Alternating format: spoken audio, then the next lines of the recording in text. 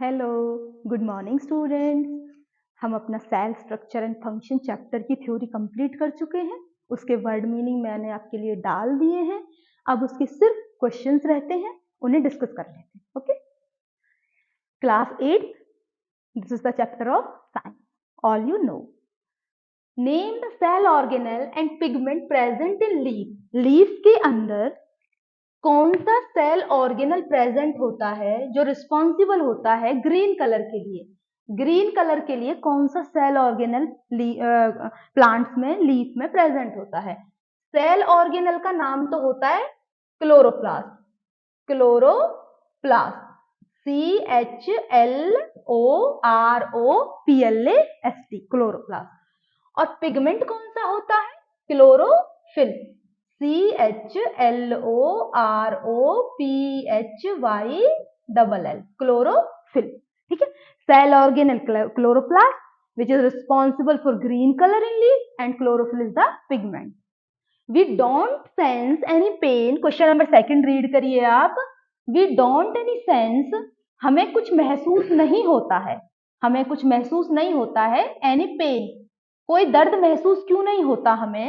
When we clip our nails, जब हम अपने नेल्स को थोड़ा ऊपर से क्लिप करते हैं, और कट अवर हेयर्स, वाई, जब नेल्स को क्लिप किया जाता है मतलब थोड़ा सा काटा जाता है और हेयर्स को कट किया जाता है, तो हमें क्यों कोई सेंस फील नहीं होती है, कोई दर्द क्यों नहीं होता हमें? हमें इसलिए नहीं होता क्योंकि उनके अंदर डेड सेल्स प्रेजेंट होती हैं। क्या प्रेजेंट होती हैं? डेड सेल्स प्रेजेंट होती हैं। ठीक है ना? और उनके अंदर कोई प्रोटोप्लाज्म नहीं होता। क्या नहीं होता? प्रोटोप्लाज्म। और कोई भी नर्व सेल नहीं होती। ना तो प्रोटोप्लाज्म होता है। Protoplasm, what do you mean by protoplasm? Protoplasm का मटेरियल, जो भी सेल ऑर्गेनल, जो भी कुछ भी सेल के अंदर प्रेजेंट होता है, सेल मेम्ब्रेन से कवर्ड होता है। सेल मेम्ब्रेन आपकी ये है, ये सेल मेम्ब्रेन है आपकी। इसके अंदर जो कुछ भी होता है, ये न्यूक्लियस है आपका, और यहाँ पे होता है साइटोप्लाज्म। तो प्रोटोप्लाज्म किससे मिलकर बनता है? प्रोटोप्लाज्म बनता है साइटोप्लाज्म से और न्यूक्लियस से। इन दोनों के कॉम्बिनेशन को क्या बोलते हैं? Protoplasm. This word was given by पुरकिंजे। तो प्रोटोप्लाज्म समझ आ गया ना? वो सेल के अंदर का जितना भी सेल ऑर्गेनल, न्यूक्लियस, कुछ भी जो भी होता है उस सबको प्रोटोप्लाज्म कहा जाता है। ठीक है, तो जब उन नेल्स में जिन्हें क्लिप किया जाता है ऊपर से और जिन हेयर्स को कट किया जाता है, उनके अंदर ना तो कोई प्रोटोप्लाज्म प्रेजेंट होता है, ना उनके अंदर नर्व सेल होती है। ठीक है, इसलिए हमें कोई भी पेन फील नहीं होता, महसूस नहीं होता, सेंस नहीं होता। ठीक है, अब क्वेश्चन नंबर 3। क्वेश्चन नंबर 3 है, give 2 example, name 2 organism that are unicellular. और 2 एग्जांपल देने आपको मल्टी सेल्युलर के। 2 एग्जांपल्स यूनिसेल्युलर के। ये है बैक्टीरिया। ठीक है, आपको पता है ना बैक्टीरिया सिंगल सेल होती है बैक्टीरिया के अंदर। और दूसरा क्या है? प्रोटोजोआ। प्रोटोजोआ जो होते हैं वो भी क्या होते हैं? यूनिसेल्युलर होते हैं। अब मल्टी सेल्युलर के एग्जांपल देते हैं। मल्टी सेल्युलर क्या होते हैं? जैसे ह्यूमन हो गया, जैसे कैट हो गई। ठीक है, तो ये सब होते हैं मल्टी सेल्युलर। क्लियर है? अब name the outer most layer of a cell. Cell की सबसे बाहरी लेयर कैट के अंदर। कैट आपको पता है एक एनिमल है। कैट क्या है? एक एनिमल। और एनिमल की जो आउटर मोस्ट लेयर होती है वो होती है सेल मेम्ब्रेन। क्या होती है?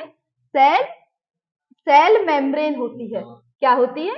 सेल मेम्ब्रेन होती है। क्लियर है? The outermost layer of plant cells is the outermost layer of plant cells. Question number 5 हम रीड कर रहे हैं। The outermost layer of plant cells is the, क्या होती है? प्लांट के अंदर जो आउटर मोस्ट लेयर होती है उसका नाम क्या होता है? प्लांट के अंदर तो होती है सेल वॉल, और एनिमल्स के अंदर होती है सेल मेम्ब्रेन। ठीक है ना? तो सेल वॉल क्या होती है? Cell wall. बीनीथ, बीनीथ में नीचे, उसके नीचे क्या होता है? फिर सेल वॉल के नीचे, प्लांट के अंदर सबसे पहले सेल वॉल होती है, फिर उसके नीचे क्या होती है? Cell membrane. क्या होती है? Cell membrane. बीनीथ, बीनीथ का मतलब होता है नीचे। फिर उसके नीचे होती है cell membrane. The term blank refers to the jelly like substance. Cell के अंदर एक जेली लाइक सब्सटेंस फिल होता है जिसके अंदर सारे सेल ऑर्गेनल्स प्रेजेंट होते हैं, माइटोकॉन्ड्रिया, राइबोसोम, एंडोप्लाज्मिक रेटिकुलम। तो वो जेली लाइक सब्सटेंस क्या होता है? वो होता है साइटोप्लाज्म। क्या होता है? साइटोप्लाज्म। ठीक है। नेक्स्ट, कंटेनिंग ऑल द, क्या होते हैं उसके अंदर? मैंने अभी बताया आपको, साइटोप्लाज्म के अंदर होते हैं सेल ऑर्गेनल्स। क्या होते हैं? Cell organelles. Clear? Blank contain thread like structures. Cell और containing all the cell organelles. अच्छा, contain thread like structure. Thread like structure तो हो गए क्रोमोसोम्स, क्रोमोसोम्स ये तो हो गए थ्रेड लाइक स्ट्रक्चर। ये किसके अंदर होते हैं? कौन इन्हें कंटेन करता है? न्यूक्लियस। कौन करता है इन्हें कंटेन? न्यूक्लियस। क्लियर है आपका? The outer most layer of plant cells. Plant cell में आउटर मोस्ट लेयर होती है cell wall, beneath which is the, इसके नीचे कौन सी होती है? Cell membrane. The term blank refers to the jelly like substance. Jelly like substance कौन सा होता है? साइटोप्लाज्म। कंटेनिंग ऑल द, उसके अंदर क्या कंटेन होता है साइटोप्लाज्म के अंदर? Cell organelles. ठीक है, जो जितने भी अंग होते हैं सेल के। फिर blank contain thread like structure. Thread like structure किसके अंदर होते हैं? न्यूक्लियस के अंदर होते हैं। और उन थ्रेड लाइक स्ट्रक्चर को कहा किया जाता है? क्रोमोसोम्स कहा जाता है। क्लियर? तो ये आपका पूरा एक फिल इन द ब्लैंक का पूरा सेल का बता दिया कि क्या क्या होता है सेल के अंदर। ठीक है।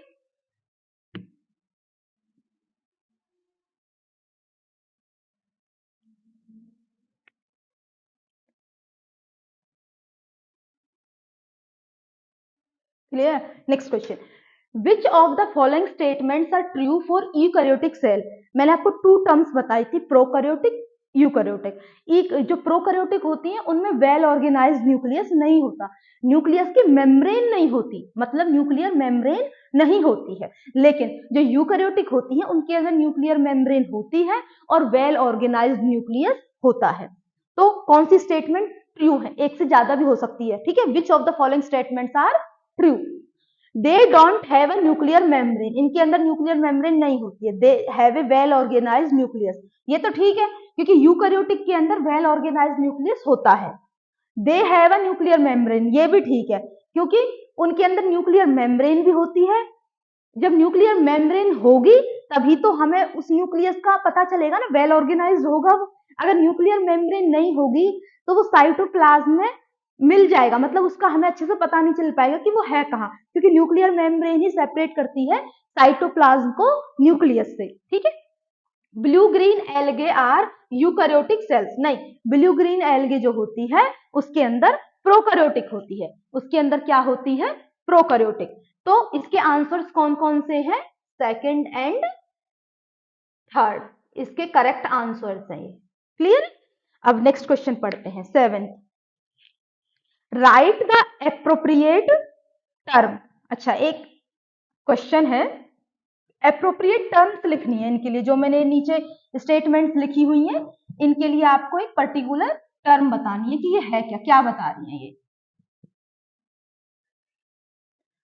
आई control the function of a cell, मैं पूरी सेल का फंक्शन कंट्रोल करता हूं। मैंने आपको बताया था जब मैंने थ्योरी पढ़ाई थी आपको कि जैसे हमारा ब्रेन हमारी पूरी बॉडी को कंट्रोल करता है, ऐसे ही सेल के अंदर न्यूक्लियस होता है जो पूरी बॉडी के फंक्शन, वो पूरी सेल के फंक्शंस को कंट्रोल करता है। तो ए का आंसर क्या हो जाएगा? न्यूक्लियस। क्या हो जाएगा? न्यूक्लियस। अब second, B, I am like a policeman, मैं एक पुलिसमैन की तरह हूं। I don't allow anything and everything, मैं हर चीज को अलाउ नहीं करता हूं। ठीक है। To get in and out of the cell, who am I, cell के अंदर मैं हर चीज को अलाउ नहीं करता, कुछ सेलेक्टेड चीज को अलाउ करता हूं। एनीथिंग एंड एवरीथिंग को अलाउ नहीं करता। मैं एक पुलिसमैन हूं, बाहर, सेल से बाहर आना, सेल के अंदर जाना, मैं सभी चीजों को अलाउ नहीं करता। कौन है वो? है कौन है? सेलेक्टिवली परमिएबल मेम्ब्रेन, जिसको क्या बोलते हैं? Cell membrane. तो बी का आंसर हो गया cell membrane. Clear? I transfer characters from parents to offspring. माता पिता से बच्चों के अंदर जो गुण जाते हैं, जो कैरेक्टर्स जाते हैं, मैं उनको ट्रांसफर करता हूं। मैं कौन हूं? कौन करता है उन्हें ट्रांसफर? क्रोमोसोम्स करते हैं। कौन करता है? क्रोमोसोम्स। सी का आंसर हो गया क्रोमोसोम्स। क्रोमोसोम्स। और क्रोमोसोम्स के अंदर क्या प्रेजेंट होते हैं? जीन्स होते हैं।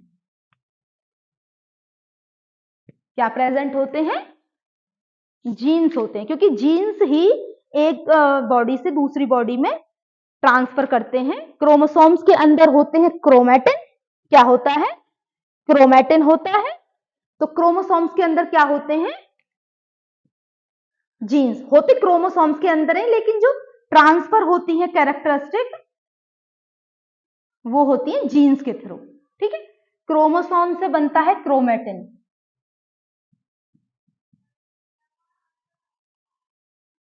ये होते हैं 23 जोड़े, 23 पेयर होते हैं ये।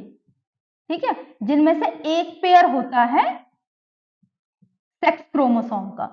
अब इन जो मैंने आपको एक चैप्टर पढ़ाया है, reaching the age of adolescence, female में होते हैं XX और मेल में होते हैं XY।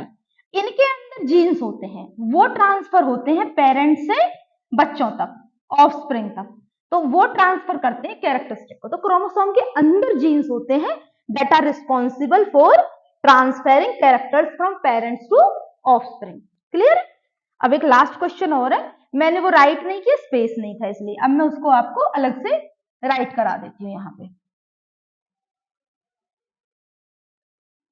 देखिए, ये मैं आपको एक डायग्राम बना देती हूँ पहले।